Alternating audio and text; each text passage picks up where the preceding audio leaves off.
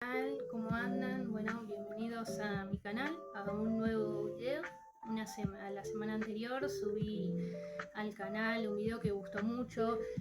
También quiero agradecer a los nuevos suscriptores, a los que le dieron like. Muchas gracias. Estoy muy feliz de que Lovecraft llegue a más personas. Sé que es un autor que no es muy conocido en el sentido de, por ejemplo, no sé, Stephen King, que yo también lo adoro, pero me pone muy feliz que les gustó. Así que bueno, también les recomiendo ver mis otros videos aunque tengan más años.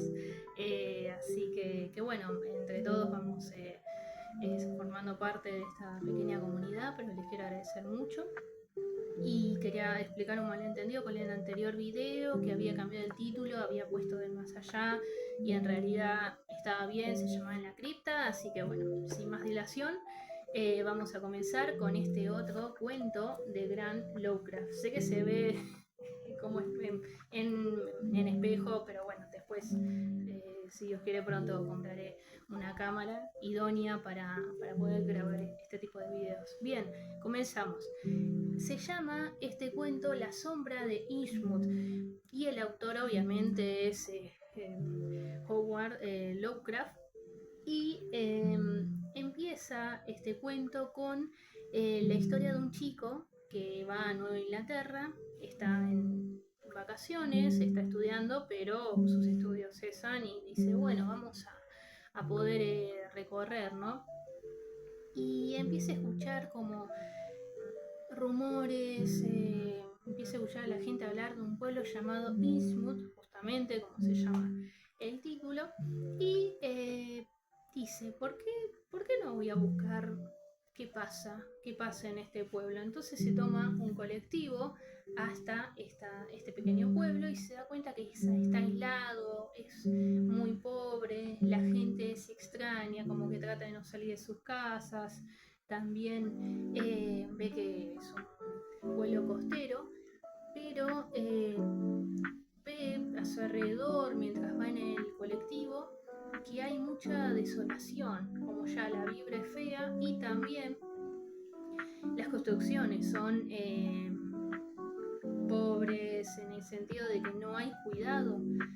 Ve, por ejemplo, una vieja iglesia que está toda ya percudida por el tiempo, por la sal del mar. Esas cosas va notando y se da cuenta que los pobladores tienen los ojos como saltones, la expresión muy inexpresiva, la piel como media grisácea.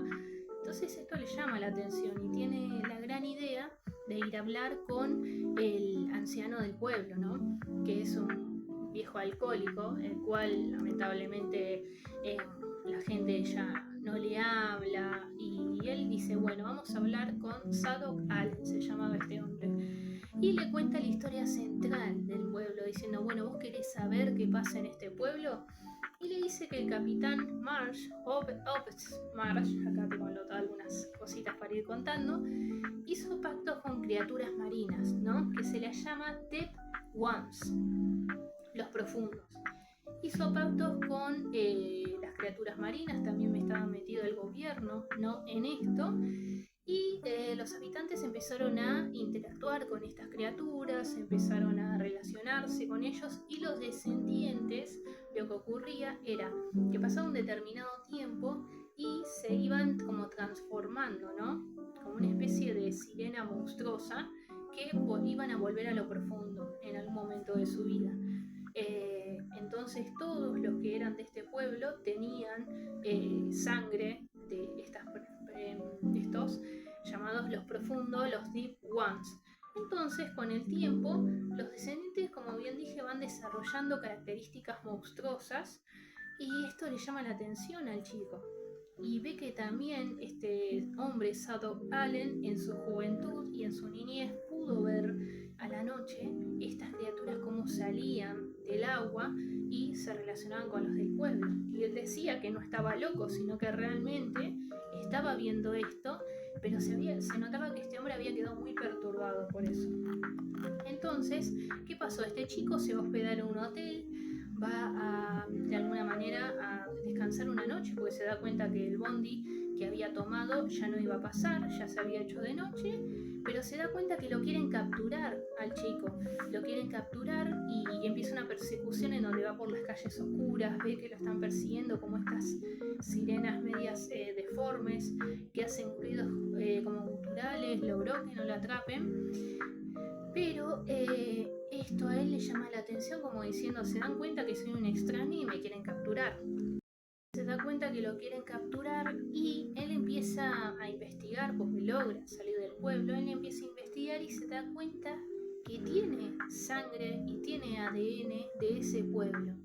Entonces, ¿qué pasa? Este chico entra como una especie de locura, se interna mucho en sí mismo porque había un primo que le había pasado lo mismo, que no saben qué pasó con él, una tía abuela. Entonces se interna en sí mismo y de alguna manera el protagonista ya no es un observador de la afuera, sino que es parte de la historia y acepta su destino. Y acepta su destino y sabe que algún día va a volver a las profundidades. Esto es tremendo porque acepta que él es parte de eso y tiene deseos de volver, como que cambia totalmente. Y ahora vamos a ver qué relación hay entre Lovecraft, esta historia que está muy buena, y el filósofo Friedrich Nietzsche.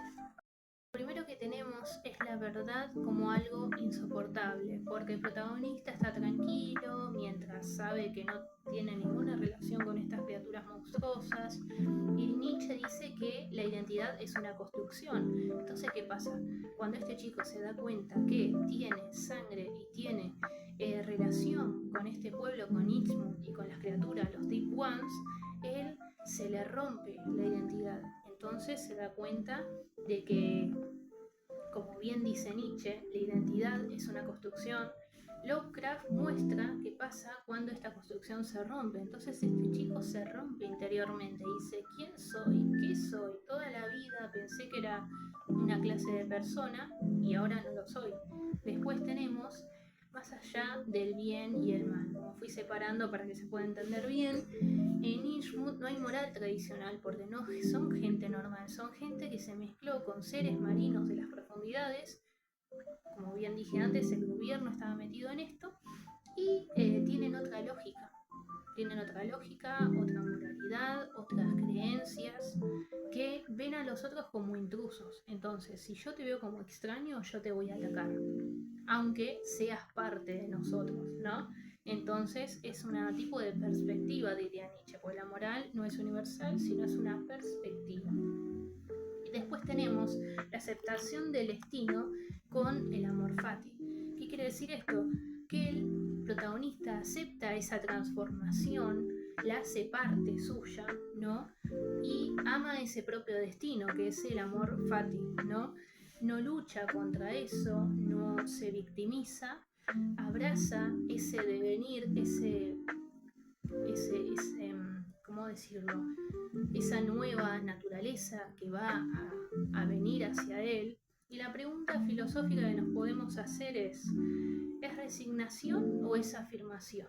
El protagonista acepta esto porque dice, ya está, no me queda otra, o lo acepta realmente por decir, no, yo soy parte de esto, me di cuenta que soy esto, ¿no? Es una pregunta que nos podemos hacer, porque él estaba totalmente ajeno a todo esto y después dice, no, lo voy a abrazar, ¿no? Entonces están buenos estos interrogantes y también tiene como una verdad insoportable que tiene que aceptar, porque queda esa duda, ¿es resignación o es realmente una aceptación? Eso me quedé pensando y mientras lo leía ahí en el lago Nahuel Huapi decía, qué tremendo, ¿no? Porque a veces nos pasan cosas en la vida en donde tenemos que aceptar o nos resignamos. A veces vemos como la resignación como algo malo, pero yo siento que hay situaciones en la vida que la resignación no es mala, sino que es algo que nos puede abrir a un cambio, ¿no? Pero es tremendo que tenemos situaciones que decimos, bueno, me pasa esto, ¿qué puedo hacer con esto? Y yo creo que la resignación no hay que verla como algo negativo, sino como algo por lo cual tenemos que sacar las cosas positivas y aprender. Ahora vamos con otro punto más, el cual quiero cerrar desde la visión filosófica. el tema del destino. El destino podemos preguntar, ¿es algo que nos viene, el cual podemos ir escribiendo, o es algo que al venir, como bien dije, ya estaba escrito? Podemos ver que el protagonista tiene relación con los Deep Ones y no se inmuta, se resigna, no hay construcción autónoma del yo, ¿no? Su yo es muy pobre si nos ponemos a pensar. Porque lo que él tiene es una resignación negativa, siento yo. Porque no dice, bueno, puedo hacer algo distinto con esto que tengo, sino que dice, bueno, voy a volver a las profundidades en vez de hacer algo completamente nuevo por ahí, ¿no? Que ninguno de sus antepasados había hecho antes. Entonces tenemos una lectura filosófica que es el determinismo biológico, ¿no? Porque la identidad está por la sangre, por lo ancestral y la herencia. Entonces en Lovecraft nosotros no somos sujetos soberanos, sino que somos parte mínima de algo cósmico más grande. Somos una pequeña pieza en este juego de ajedrez. Entonces lo que hace el protagonista es una aceptación de ese destino, ¿no? Y eso es lo que es inquietante, que el protagonista no se pone a pensar, no se pone de alguna manera a hacer preguntas filosóficas o poder cambiar esto, torcer ese destino, sino que dice, bueno, ya está, ya es lo que tengo, no se resiste y no hay lucha. Entonces el horror se transforma en pertenencia, lo que él antes le daba miedo que lo agarren, esas criaturas que él veía y decía son horribles, qué bueno que yo no soy así. Él ahora dice, bueno, ya está, ya es lo que me toca. Entonces, si la identidad no es elección, sino descubrimiento, y si la libertad es una ilusión, eso también nos plantea Lovecraft.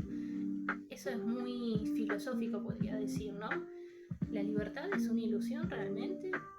¿O tenemos realmente un poder de, bueno, tengo esta libertad, ¿qué hago con esta libertad? Charly García decía, ama la libertad, siempre la llevarás dentro de tu corazón, ¿no? Yo siento que la libertad es algo que tenemos que aprender a llevar con nosotros, porque a veces con la rutina, con las cosas que nos pasan, estamos muy encerrados en eso y nos olvidamos de la libertad y creemos que la libertad es una ilusión, como le pasó al protagonista, ¿no? Y si la identidad no es elección sino descubrimiento, siento que es ambas cosas, es una elección la identidad, pero también es descubrimiento, porque uno cuando se va conociendo a sí mismo, como dice Sócrates, conócete a ti mismo, es algo que vas puliendo, digamos, a medida que vas creciendo. Entonces es tremendo esto, y yo quiero cerrar con algo. Quiero cerrar con un interrogante y me gustaría que comenten en los comentarios qué piensan sobre esto. ¿El monstruo es aquello que nos amenaza o aquello que revela lo que siempre fuimos? El monstruo puede ser no un monstruo así como se inspira Lovecraft, un monstruo tipo sirena monstruosa, sino el monstruo puede ser algo, un miedo que tengamos nosotros, algo que nos trabe, ¿no? O también algo que forma parte nuestro, ¿no? Siempre yo uso la frase que dice Sirius Black, tenemos luz y oscuridad en nosotros, tenemos ver qué prima. Pero es para pensar, ¿el monstruo es aquello que nos amenaza o aquello que revela lo que siempre fuimos? Bueno, espero que les haya gustado el video. Es un cuento que a mí me encanta, hice un análisis más detallado, ¿no? A diferencia del video anterior. Escribí el guión y todo, así que bueno, los veo la próxima semana y un gusto.